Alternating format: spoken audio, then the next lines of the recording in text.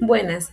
En esta ocasión vengo a presentar la tarea número 2, reparación social a víctimas de violaciones a los derechos humanos, del curso Derechos Humanos y Derecho Internacional Humanitario. Los integrantes de este grupo son Omaira Rincón Mora, Claudia Lorena Vega Vega, María Fernanda Zamora Castro, María Colombia Ospina Hernández y yo, que soy Jenny Lisset Montero. Eh, mm, los temas que vamos a tratar son la definición de los derechos humanos, los supuestos ideológicos de los derechos humanos, infracciones a los derechos humanos durante la dictadura militar chilena, estrategias de reparación, imaginarios colectivos de la civilidad chilena, impactos de los medios de comunicación, papel de los terapeutas y o de los psicólogos y vamos a contestar las preguntas que qué puede aprender Colombia de los programas y equipos de salud mental y qué lecciones deja el trabajo de esta fase en los psicólogos en formación. Entonces mi compañera María Ospina nos va a iniciar esta presentación con la definición de los derechos humanos. Hola compañeras, mi nombre es María Colombia Ospina Hernández, soy estudiante de la UNAD del curso de Psicología. Hoy vamos a hablar de los derechos humanos y su definición. El curso de Derechos Humanos y la definición de él. Los derechos humanos los podemos entender como el conjunto de principios y normas que reconocen la dignidad, libertad e igualdad de todas las personas. De esta manera se garantiza de protección frente a los abusos del poder por parte del Estado y otros actores. Esos derechos nos hablan de la protección de la vida, la integridad física y psicológica, la libertad de expresión y la participación política. Desde la perspectiva de Elizabeth Lira, los derechos humanos no deben considerarse únicamente como normas legales, sino como principios éticos que orientan a la convivencia democrática y la organización social. Cuando estos derechos son vulnerados, no solo se afecta a la persona agredida, sino también a su familia, a la sociedad en conjunto. Y reconocer los derechos también nos debe garantizar justicia, memoria y reparación para las víctimas que han sufrido esto. Vamos a hablar de los supuestos ideológicos. Los derechos humanos se sustentan por supuestos ideológicos y políticos que orientan a su interpretación. Entre ellos se destaca la dignidad humana como valor central, la responsabilidad del Estado de proteger a la población, la importancia de la democracia y el Estado de Derecho para garantizar el respeto de los derechos humanos y la memoria histórica que permite reconocer los hechos del pasado y prevenir su repetición. Podemos ver estos principios pueden ser reemplazados por discursos que justifican la violencia estatal en nombre del orden y la seguridad social o a la defensa nacional. ¿Cuál es el rol de nosotros como psicólogos ante esta situación? Como psicólogos debemos desarrollar un papel fundamental en el acompañamiento que se le da a las víctimas de los derechos humanos. Además, como profesionales de psicología debemos contribuir a comprender cómo el trauma generado por la violencia política no es solo un problema individual, sino también social y colectivo. Por esta razón, el trabajo del psicólogo y estos contextos requiere un enfoque ético basado en la defensa de la dignidad humana y el respeto por los derechos humanos, que esto es fundamental para, para la, para la comunidad y para el individuo, ¿no? ¿Qué aprendizaje tenemos nosotros en Colombia con lo que se vive en Chile?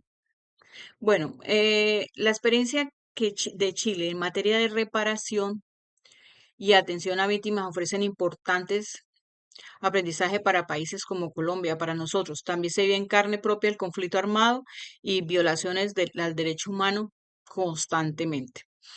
¿Qué hicieron ellos? La importancia del reconocimiento y la dignificación de las víctimas, la necesidad de políticas públicas de reparación integral, la articulación entre justicia, memoria y salud mental, el papel de los profesionales en la defensa de los derechos humanos. También hicieron una intervención, perdón, para esta formación como profesional, especialmente en psicología, esta experiencia muestra la necesidad de desarrollar competencias en este campo. Por ejemplo, la intervención psicosocial con víctimas de violencia, enfoque de derechos humanos, trabajo comunitario y construcción de memoria histórica, acompañamiento terapéutico en contextos de trauma colectivo. y no la repetición.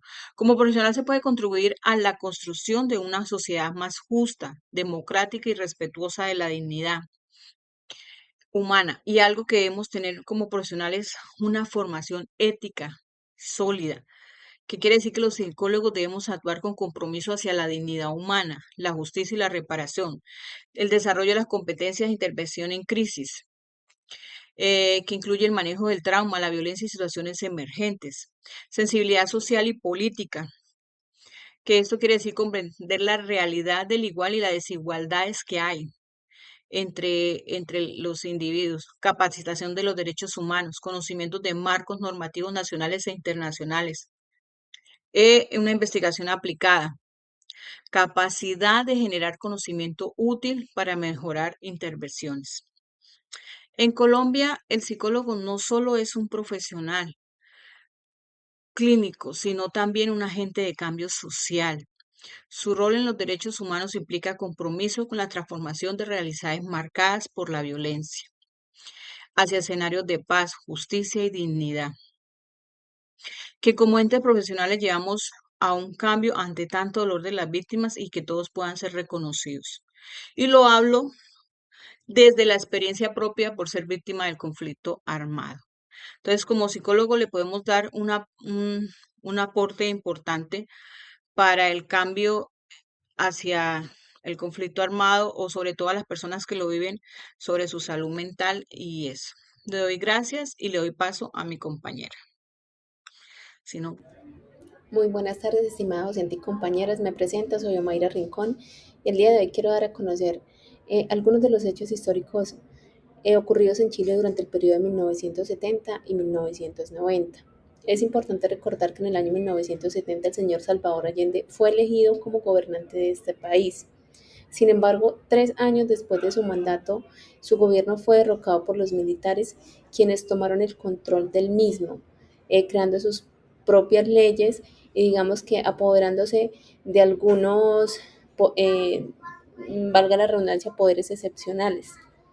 Dentro de las actividades que mayor impacto obtuvieron durante este régimen fue, digamos, las ejecuciones colectivas, las ejecuciones individuales, el exilio, las condenas de muerte, que se realizó en la comunidad en general, pero más que todo estaba focalizada, digamos, hacia líderes de partidos de izquierda, sindicalistas, estudiantes, funcionarios del gobierno anterior, y digamos que el objetivo de ellos era desarticular cualquier resistencia política que se opusiera en su mandato.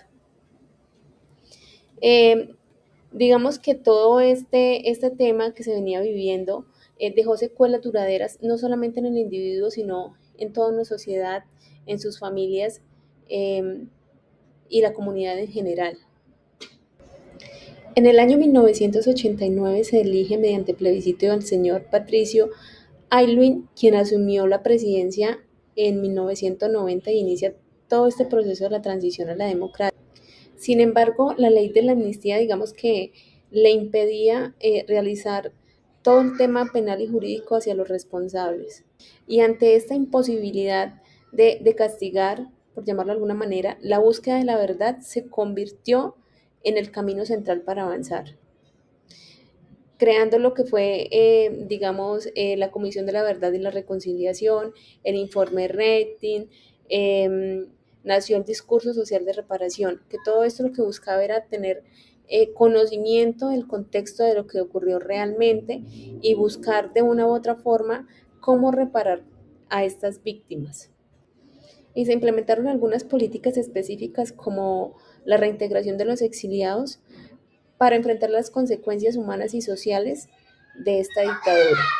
Un cordial saludo para todos. Mi nombre es María Fernanda Zamora Castro y hoy voy a hablar del tema sobre las estrategias de reparación, enfocándome en un modelo muy importante que se usó en Chile, el programa PRICE. Para empezar, es necesario entender qué es este programa.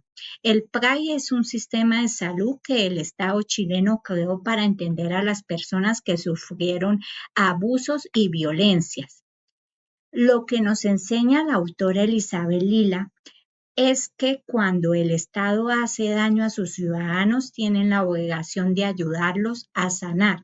El PRACE no es un solo dar medicinas y ya, es una estrategia que reconoce que estas personas necesitan un trato especial porque su dolor no es una enfermedad común, sino es una consecuencia de la injusticia. Este programa atiende no solo a las personas afectadas, sino a toda su familia porque el daño de la violencia se extiende a todos los seres queridos.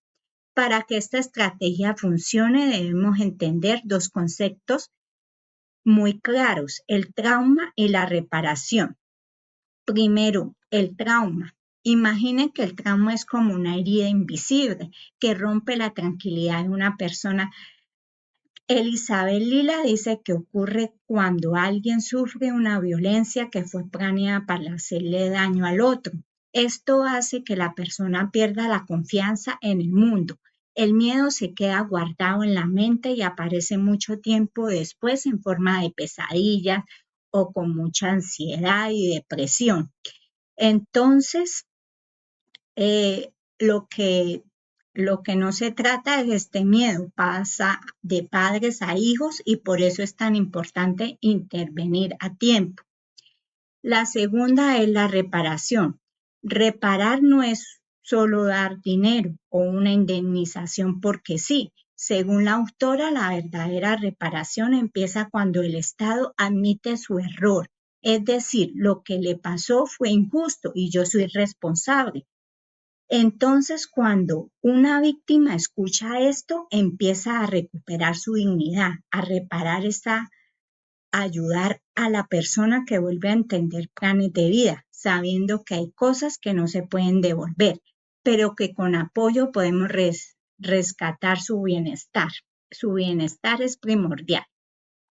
Bueno, entonces, como mi compañera María decía, los derechos humanos son un conjunto de principios y normas que reconocen la dignidad inherente de todas las personas. Son universales, es decir, que aplican para todas las decisiones y buscan garantizar condiciones de vida digna, libertad, justicia e igualdad. Además, proteger a los individuos frente a los abusos del poder y promover respeto por la vida y la dignidad humana. Como vemos, voy a presentar los imaginarios colectivos de la civilidad chilena en torno a lo que implicaría la reparación social por las violaciones de derechos que ellos tuvieron durante la dictadura de Augusto Pinochet.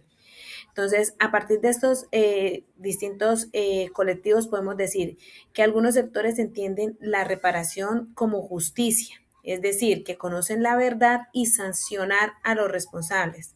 Otros la ven como un reconocimiento del daño, donde se dignifican a las víctimas y se valida su sufrimiento. También existe la idea de reparación como compensación material.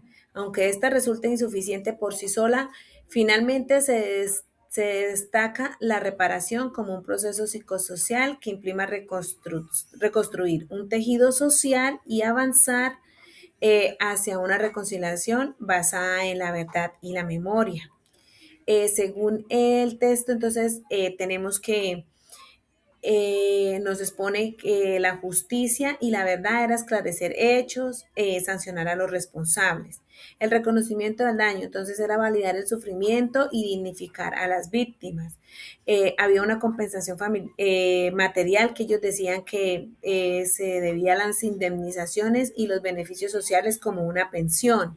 La reparación psicosocial que no era más que la superación del trauma y la reconstrucción de vínculos. Y la reconciliación social, que era superar el conflicto basada en la verdad y en la justicia.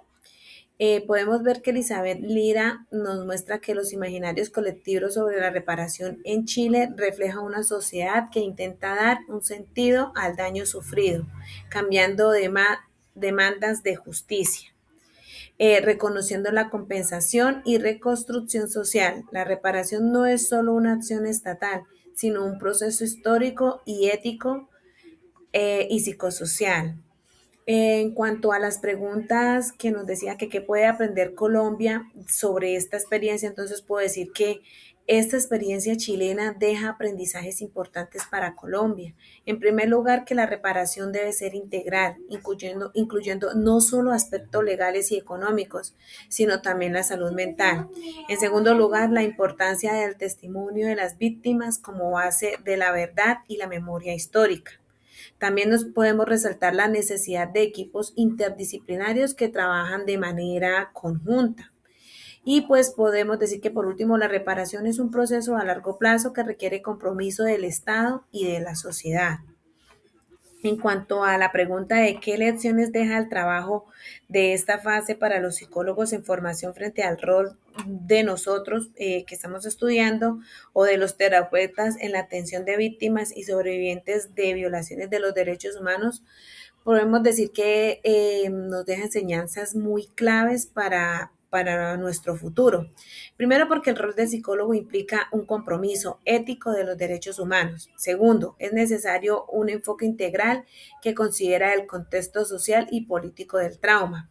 Tercero, la escucha activa y la validación del sufrimiento son fundamentales en la atención a víctimas. Además, el trabajo no es solo individual, sino que también comunitario, ayudando a reconstruir vínculos sociales. Finalmente, puedo decir que el psicólogo contribuye a la memoria histórica y a la no repetición de las violaciones de estos derechos humanos y por eso es un trabajo muy importante.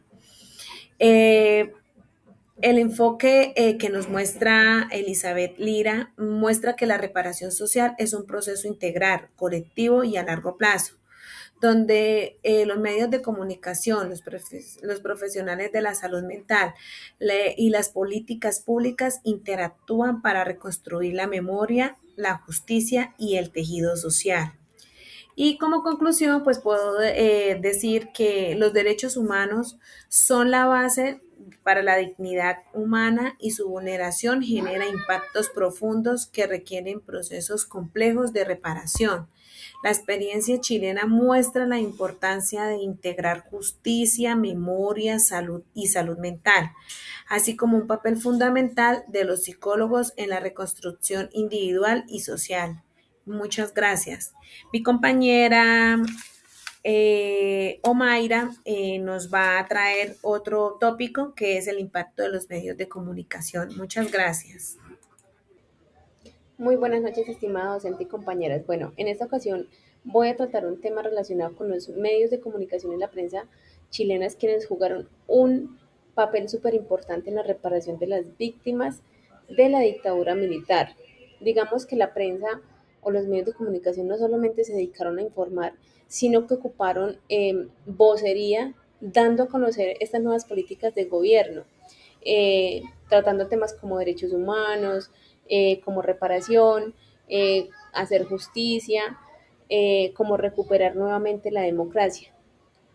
Ocurrió algo muy relevante en 1990 y es que debido a toda esta vocería se lograron recepcionar cerca de 3.000 denuncias de las víctimas del conflicto. Digamos que la prensa tomó esto como una forma de digamos, ayudar y cerrar heridas. Sin embargo, pues estas acciones generaron un enfrentamiento hacia los opositores, quienes indicaban que pues la Comisión de Derechos, digamos, creaba un enfrentamiento y era inconstitucional, que investigar solo el periodo militar atentaba contra la unidad nacional, que incluso el tema de derechos humanos se venía, digamos, afectando desde mucho antes de la dictadura. Y digamos, ellos indicaban esto para evitar que lo señalaran, evitar que se siguieran, digamos, conociendo todas estas víctimas y mantener el control y limitar las acciones del gobierno entrante. En cuanto a la pregunta, ¿qué lecciones deja este trabajo? Bueno, considero que un psicólogo eh, frente a una víctima de conflicto armado, a la que se le han, digamos, vulnerado todos estos derechos, debe realizar una mirada ética y contextual del sufrimiento, entendiendo el daño como el resultado de la violencia y no solo como un problema individual. Del mismo modo debe realizar el acompañamiento en el proceso de reparación eh, que integre memoria, la verdad y el reconocimiento social. Buenas noches, mi nombre es Claudia Lorena Vega Vega. Hoy abordaré los puntos 7, 8 y 9 de nuestra exposición. Comenzamos con el punto 7, el papel de los psicólogos y terapeutas durante el proceso de reparación social en Chile. Durante la dictadura militar chilena, entre 1973 y 1990, los profesionales de la salud mental enfrentaron una realidad clínica sin precedentes. Las personas que llegaban a consulta no eran pacientes problemáticas cotidianas, eran sobrevivientes de tortura, familiares de detenidos, desaparecidos, personas que le habían perdido todo a causa de la represión estatal. Ante esta realidad, los modelos terapéuticos tradicionales resultaron insuficientes. Los psicólogos tuvieron que reinventarse, adaptar sus técnicas y reconocer que el contexto psicopolítico no era algo externo a la terapia, sino parte central del problema del que debían atender.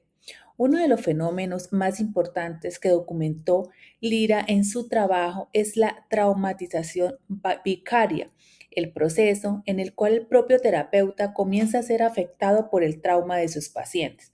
Escucha relatos de tortura, desaparición y violencia de manera sostenida genera un impacto emocional profundo en la profesional que no puede ni debe ignorarse. Además, la violencia de la dictadura no se quedó en el espacio público, se filtró al interior de las familias, generando dinámicas de miedo, silencio y violencia intrafamiliar que los terapeutas debían atender en paralelo. Esto hizo su labor mucho más compleja y exigente. La respuesta de estos profesionales fue organizar equipos interdisciplinarios, trabajar de manera colectiva y asumir que cuidar la terapeuta era tan importante como cuidar al paciente.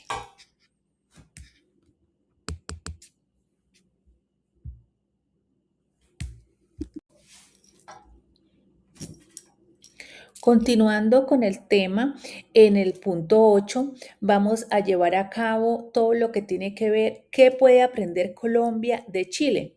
Bueno, ¿qué puede aprender Colombia de los programas y equipos de salud mental que se implementaron durante y después de la dictadura chilena? Colombia lleva décadas enfrentando las consecuencias de un conflicto armado que ha dejado millones de víctimas, desplazados, sobrevivientes de masacres, familiares de desaparecidos, excombatientes en procesos de reintegración. El reto de atender psicológicamente a esta población es inmenso o enorme.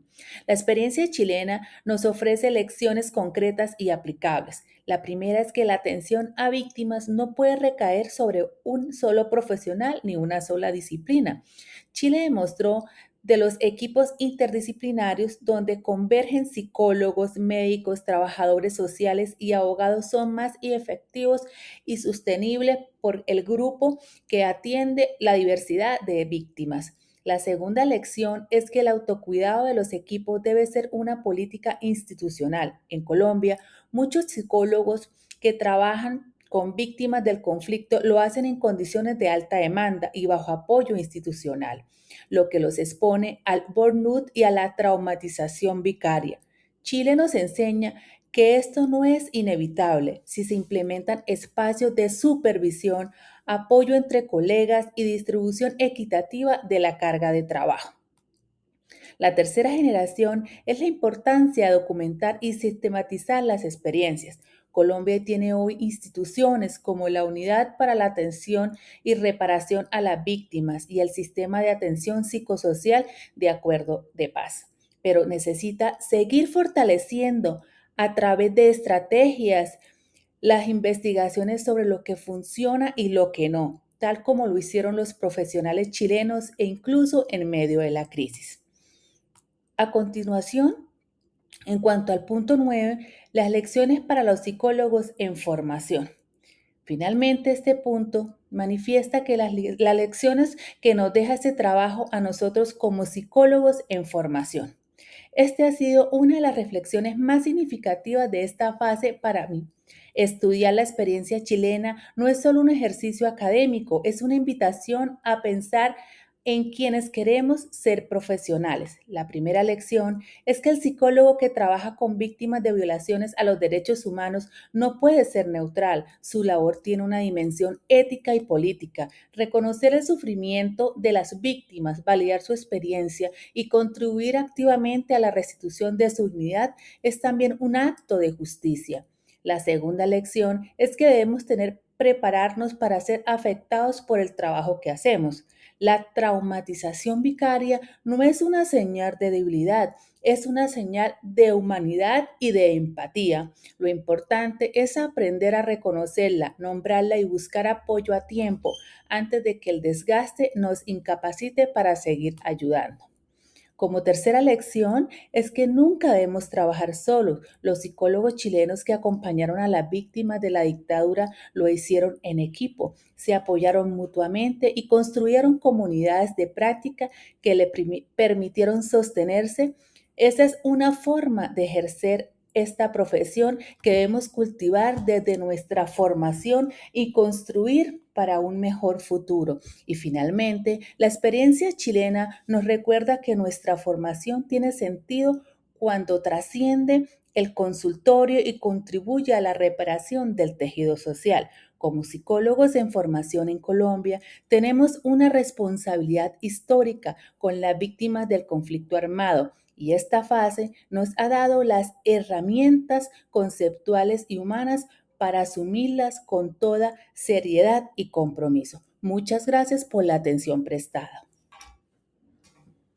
Ahora voy a dar respuesta a la pregunta número 8. ¿Qué puede aprender Colombia de los programas y equipos de salud mental y derechos humanos que se implementaron durante y después de la dictadura en Chile? Mi respuesta es que Colombia puede aprender que la salud mental de las víctimas debe ser una prioridad y no algo pasajero. La gran lección de Chile es que necesitamos equipos de psicólogos y médicos que estén entrenados especialmente para entender el conflicto armado. No podemos tratar a una víctima de la guerra con un modelo de salud normal. Necesitamos un modelo que respete su historia y su dolor. Colombia puede aprender que el reconocimiento de la verdad por parte de las instituciones es la base para cualquier terapia que funcione. Pasamos a la pregunta número 9. ¿Qué lecciones deja el trabajo de esta fase a los psicólogos en formación frente al rol del psicólogo y o terapeuta en la atención a víctimas y sobrevivientes de vulneraciones a los derechos humanos? Pues yo como psicóloga en formación, esta fase me deja una lección de vida muy importante. He aprendido que mi futuro rol no es solo dar consejos en un consultorio, sino ser un apoyo para la justicia. Aprendí que atender a una víctima requiere una ética muy grande que debemos escuchar con el corazón, validar lo que la persona siente y nunca dudar de su palabra. Nuestra labor es ayudar que el sobreviviente recupere su fuerza y deja de verse solo como una víctima para empezar verse como alguien que puede transformar su realidad y la de su comunidad. Para terminar, las estrategias de reparación como PRICE nos muestran que sanar a las personas es el primer paso para sanar a una nación entera. Espero que estas reflexiones nos ayuden a entender mejor nuestro compromiso como profesional. Muchas gracias por su atención.